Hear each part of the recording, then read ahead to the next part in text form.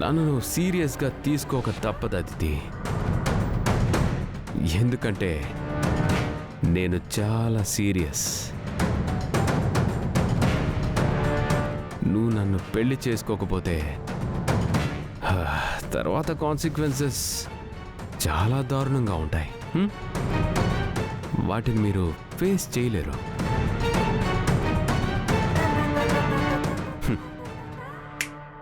నేను తలుచుకుంటే మీ ఫ్యామిలీని రోడ్డు మీదకి లాగచ్చు.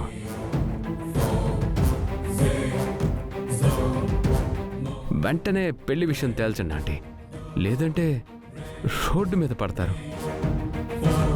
Go to hell.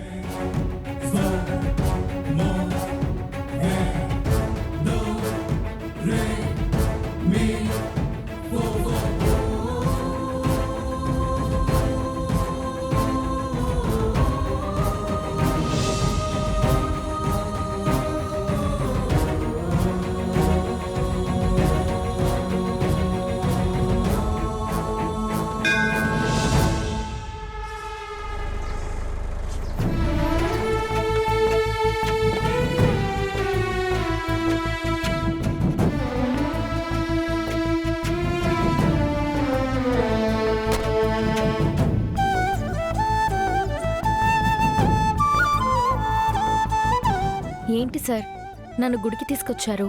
మీరు నా భార్య అహల్యం చూసింది ఈ గుళ్ళోనేనా అండి?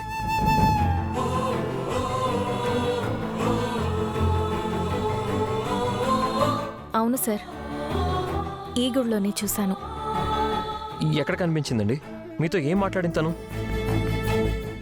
అది సార్, నేను మీ వైఫ్ని చూశాను కానీ తనతో నేనేం మాట్లాడలేదు సార్.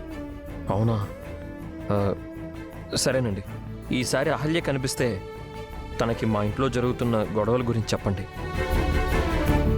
నేను బాబు అహల్య కోసం ఎంత బాధపడుతున్నామో, ఎంత ఇబ్బంది పడుతున్నామో, ఈ విషయాలన్నీ మీరు అహల్యకి చెప్తే తను తప్పకుండా ఇంటికి తిరిగి వస్తుందండి.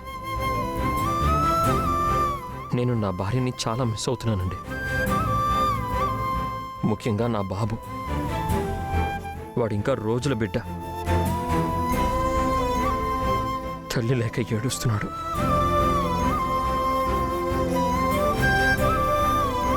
మర్చిపోకండి.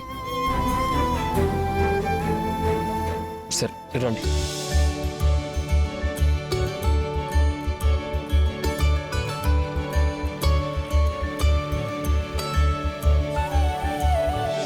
నమస్కారం పంతులు గారు. నమస్కారం.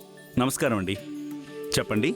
పంతులు గారు, నా భార్య ఇంట్లో నుంచి వెళ్ళిపోయిందండి. తను ఎక్కడున్నా త్వరగా తిరిగి రావాలని, మళ్ళీ మాతో కలిసి ఉండాలని ఒకసారి ఆ దేవుడికి పూజ చేయండి.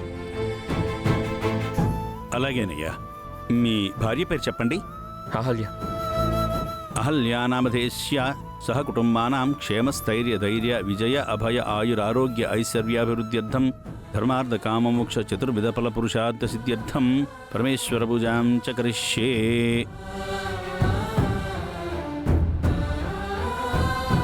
మీకు తెలుసా మీరా గారు, మా బాబు డెలివరీ చాలా కష్టమైంది.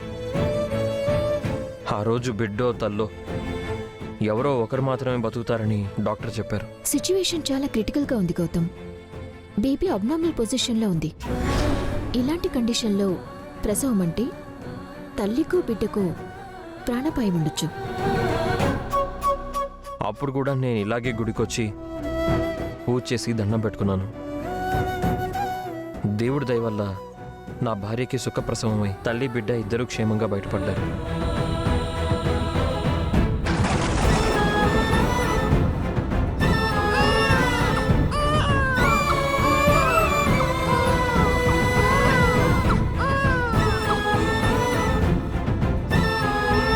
ఆ తర్వాత గుడికొచ్చి దేవుడికి 101 కొబ్బరికాయలు కొట్టి మొక్కు చెల్లించుకున్నానండి.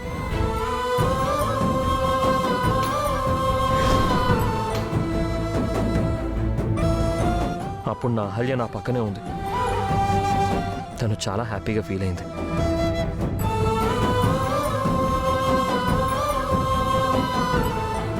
ఈ దేవుడు చాలా మహిమగలవాడండి. మనం ఏం కోరుకున్నా ఇట్టే ఇచ్చేస్తాడు. అందుకు నేనే నిదర్శనం అండి.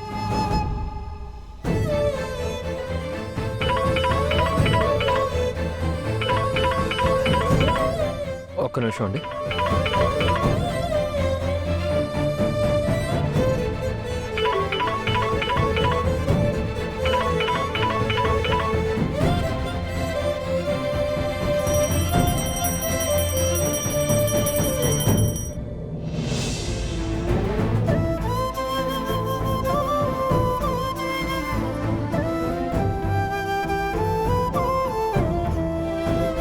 బాబేడమ్మా?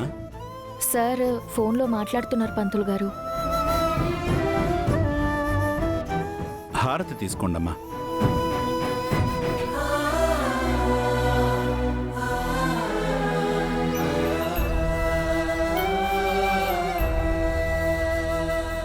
పంతులు గారు, అక్కడ చెట్టుకి వాళ్ళేదో ముడుపులు కడుతున్నారు, ఎందుకది? అది కోరికల చెట్టమ్మా. మన మనస్సులో తీరని కోరికలుంటే ఆ కోరికల్ని ఒక చీటీలో రాసి ఆ చెట్టుకి ముడుపుగా కడితే ఆ అమ్మవారు ఆ కోరికలు నెరవేరుస్తుందని భక్తుల నమ్మకం. అవునా పంతులు గారు?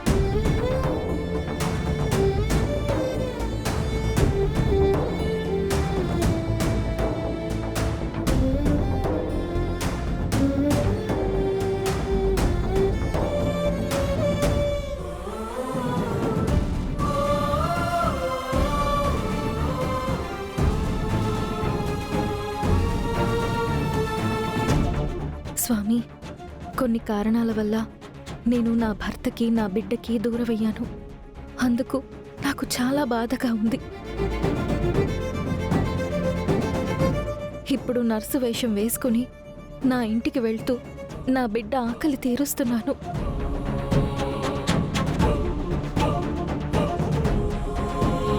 నేను దూరమయ్యానని గౌతమ్ గారు చాలా బాధపడుతున్నారు.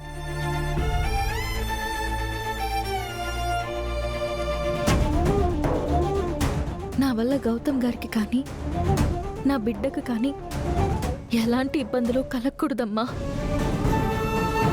వాళ్ళు క్షేమంగా సంతోషంగా ఉండాలి, అదే నా కోరిక.